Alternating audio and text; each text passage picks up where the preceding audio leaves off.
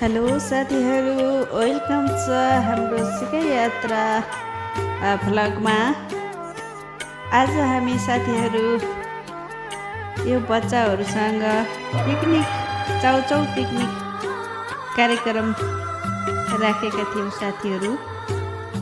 यो पिकनिकमा फेरि यस्तो च्यालेन्ज थियो कि साथीहरू, यिनीहरू आफैले नै बनाउने र खाने।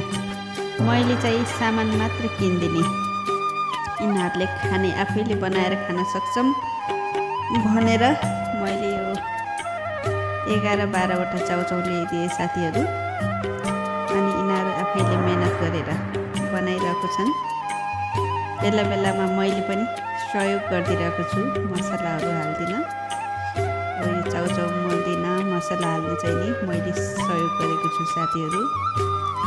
के गर्नु, हामीले पनि बचपनमा यसरी नै पिकनिकहरू खाइन्थ्यो। त्यो बेलामा त घरबाट चामल, पिठो, आलु, तेल, बेसार, नुन जस्तै चिजहरू अलिअलि भए पनि चोरेर हुन्छ कि के गरेर हुन्छ उठाएर खाइन्थ्यो साथीहरू।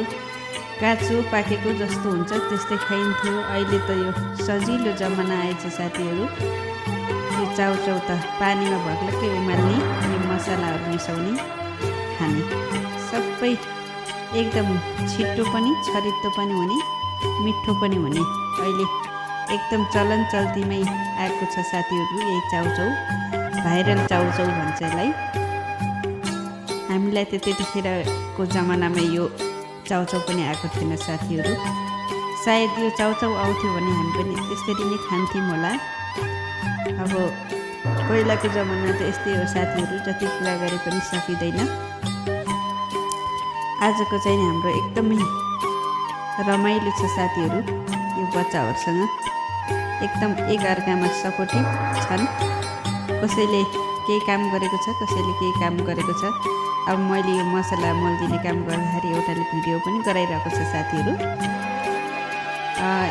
यस्तै राम्रो राम्रो भिडियोहरू, हाम्रो गाउँले परिवेशको भिडियोहरू मन परे साथीहरू हाम्रो सिकै यात्रा युट्युब च्यानललाई like, comment, share and subscribe गर्न नबिर्सिनु होला है साथीहरू।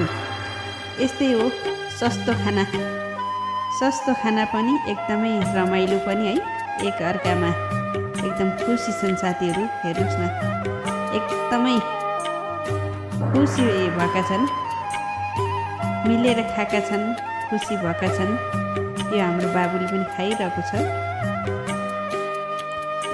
यिनीहरूको जेठो दाइ हो, यो खुच्चीहरूको जेठो दाइ हो, यो हाम्रो बाबु हो। त्यो पनि खाइरहेको छ। उनीहरूसँग मिसिएर है एकदमै खुसी भएर खाइरहेको छ। हेर्नु न, ऊ त्यो सानो खुच्चीले पनि खाइरहेको छ, आफ्नो मम्मीले खुवाइरहेको छन्। अब हाम्रो केटाकेटी भएको भए पिरो भयो भनेर रुन्थ्यो होला। त्यो पनि एकदमै एक्टिभ रहेछ, सानो भए पनि खाइरहेको छ। हेर्नुहोस् त कत्रो गाँस हालेको, अनि त्यो नानीले पनि खाइरहेको छ। मैले बेला बेलामा भिडियो बनाउँदाखेरि यिनीहरू हाँस्छन् पनि साथीहरू, म पनि बिचमा हाँस्छु। अनि अब एकजनाले चाहिँ मैले सकेँ है भनेर एकदम चपाइरहेको छ। अनि आफ्नो देखाउँछु मुखमा, अब म छैन, म फर्स्ट आएँ भन्छ। अर्कोले फेरि हाने जस्तो पनि गर्छ। आफ्नो दाइले फेरि होइन मैले जितेको भन्छ र हाने जस्तो पनि गर्छ।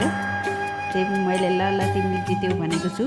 हारेका हाम्रा केटोले फेरि एकदम कराई धस्काइरहेको छ साथीहरू। अनि अर्को फर्स्ट हुनेले फेरि म पनि सहयोग गर्छु भनेर सहयोगी भावनाको नानी रहेछन्, सहयोग गरिरहेकी छिन् साथीहरू। यस्तो राम्रो भिडियोको लागि सबैले कमेन्ट गर्नु है साथीहरू। मेरो युट्युब च्यानललाई पनि सब्सक्राइब गरिदिनु होला साथीहरू। धन्यवाद।